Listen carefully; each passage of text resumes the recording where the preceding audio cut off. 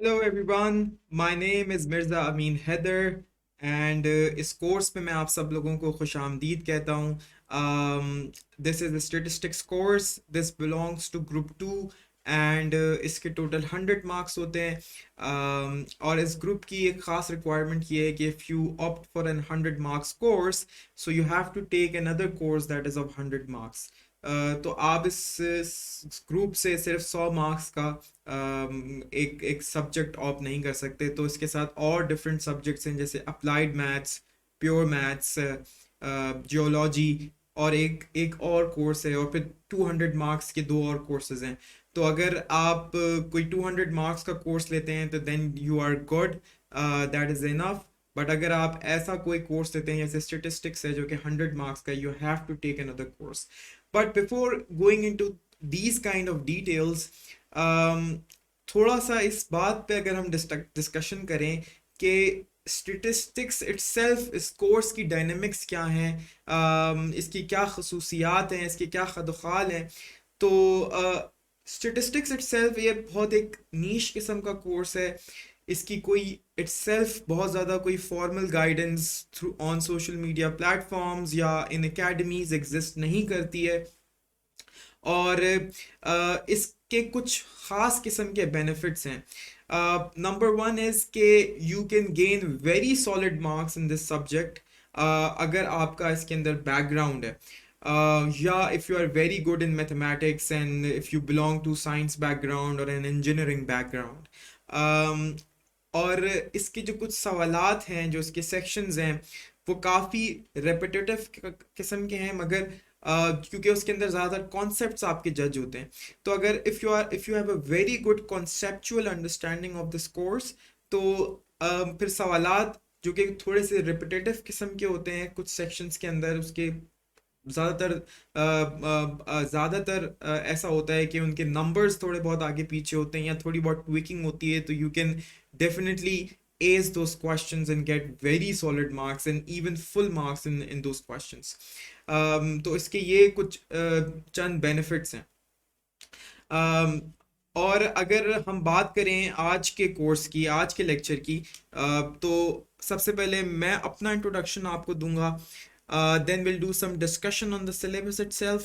We'll do past paper analysis, and then I will cover some tips and tricks that I've acquired through the course of last 2-3 years while preparing for the exam and while appearing in the exam itself. Um, so my brief introduction is I have done my accounting and finance as an undergraduate back in 2019. Then I've worked for corporate sector for 3 years as a data scientist. Last year I have done my master's in statistical data science, and I appeared in the exam, in the competitive exam in the year 2022. And I am allocated in Pakistan Audit and Account Services. तो अगर मैं बात करूं कि why I have opted this subject to offer on this platform of near peer, सबसे पहले तो ये कि मेरी इसके अंदर काफ़ी एक्सपर्टीज़ हैं. I have academic and professional background. Then I have scored really well in the exam itself.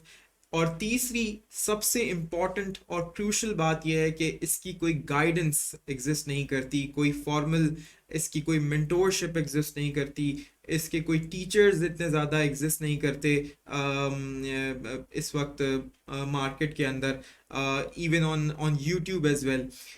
तो जो परेशानियां, जो मुश्किलात मेरे सामने आई थी, जो मुझे दरपेश थी, मैं वो चाहता हूँ कि आप लोगों को आप लोगों के सामने ना आए. जैसे कि मुझे पता नहीं चलता था कि कौन सी किताबें हैं जिनको मैंने रेफ़र करना है. या फिर अगर मैं कोई सवाल सॉल्व करता था तो मेरे पास कोई सोल्यूशन नहीं होता था, कोई की नहीं होती थी जिसको मैं रेफ़र कर सकूं और देख सकूं कि if I am solving my questions correctly. And then I didn't have any mentor जिससे मैं पूछ सकूं कि सर मेरी तैयारी या मैडम मेरी तैयारी हो चुकी है, I have solve my questions, अब मैं पेपर को किस तरीके से अटेम्प्ट करूं, what would be the attempting technique मेरी प्रेजेंटेशन कैसी होनी चाहिए, कौन से सेक्शंस ऐसे हैं जिन पे मैं फोकस करूं, कौन से सेक्शन ऐसे हैं जिन पे मैं फोकस ना करूं। तो मेरी ये हर चंद कोशिश होगी कि मैं आपको ज़्यादा से ज़्यादा सवालात सॉल्व कराऊं, आपको टिप्स एंड ट्रिक्स आपके साथ शेयर करूं, अपना एनालिसिस आपके साथ शेयर करूं, और जो लर्निंग्स मैंने एक्वायर की हैं through the course of last few years, मैं वो आपके साथ शेयर करूं, so that you can save your time and then allocate it maximum in your preparation and solving different questions, right? So moving on, मैं थोड़ी सी बात करूं जो कि मैं पहले भी कवर कर चुका हूं। ये ग्रुप 2 से बिलोंग करता है, 100 नंबर हैं इसके।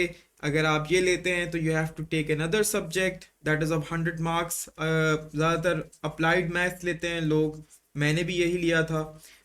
But if you want to take another course तो you can definitely go for pure maths. या you can also, sorry, sorry, you can also take pure maths. ये दो कोर्सेज की ज़्यादा कॉम्बिनेशन जो है वो ज़्यादा अच्छी बनती है इसके साथ, because again statistics is a mathematical course, it's a quantitative course, तो इसकी इनके साथ कॉम्बिनेशन बहुत अच्छी बनती है।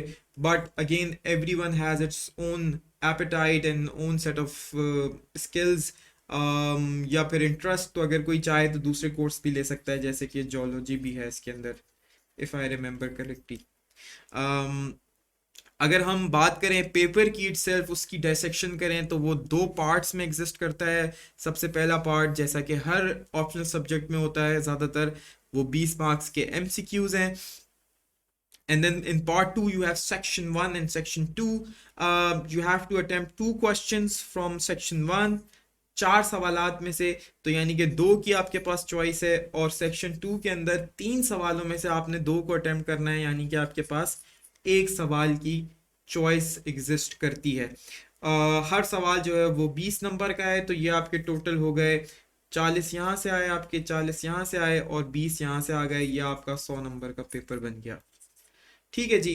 और अगर आपकी तैयारी बहुत अच्छी है, if you have practice well, अगर आपने थ्योरी बहुत अच्छी कवर की है, तो बहुत ज़्यादा चांसेस होते हैं कि you can land in easily land in 70s और 80s ईजिली। सो ये आपके ओवरऑल स्कोर को काफ़ी ज़्यादा एलिवेट कर देगा। मूविंग ऑन, अगर मैं सिलेबस की बात करूं, तो सिलेबस हर स्टेटिस्टिक्स का कोर्स, चाहे आप यूनिवर्सिटी में पढ़ें या सीएसएस के लिए पढ़ें, वो डिस्क्रिप्टिव स्टैट्स से स्टार्ट होता है।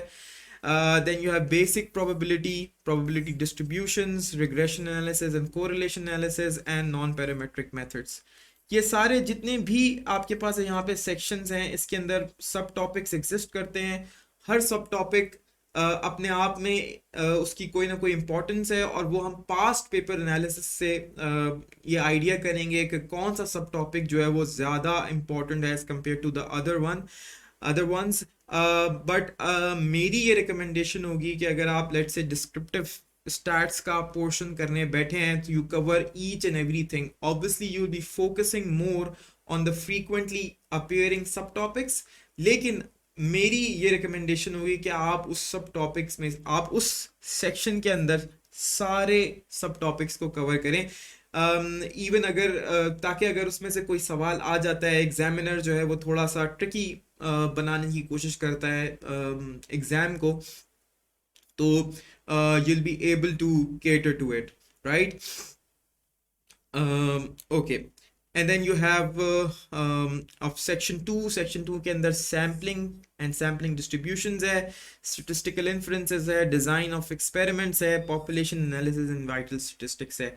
अभी आपको इन सेक्शंस के नाम और इनके अंदर जितने सब टॉपिक एग्जिस्ट करते हैं, इससे देख के ज़्यादा परेशान नहीं होना है। You don't have to worry about it, because इसमें बहुत सारी चीज़ें जो हैं वो आपस में इंटरलिंक्ड हैं, कनेक्टेड हैं। तो जैसे अगर आप स्टेटिस्टिकल इन्फरेंस करना शुरू करते हैं और आप पॉइंट एस्टिमेशन पे आते हैं, तो आप बहुत सारी चीज़ें, जो बहुत सारे सब टॉपिक्स हैं वो कनेक्टेड हैं। लेट्स से आप पॉइंट एस्टिमेशन की बात करते हैं, तो properties of good point estimator, ये दोनों आपस में कनेक्टेड हैं। पॉइंट एस्टिमेशन से ही हाइपोथेसिस टेस्टिंग भी कनेक्टेड है आपस में। ठीक है, तो it would be easy for you to cover in one go the whole section. So don't worry about कि अगर आपको लग रहा है कि इसके अंदर बहुत सारे सब टॉपिक्स हैं, they will be easily covered in very short time अगर आप इसके मेन टॉपिक्स अच्छी तरीके से कवर करते हैं। और फिर अगेन हम पास पेपर से देखेंगे कि कौन से जो सब टॉपिक्स हैं आपने उन पे ज़्यादा मेहनत करनी है।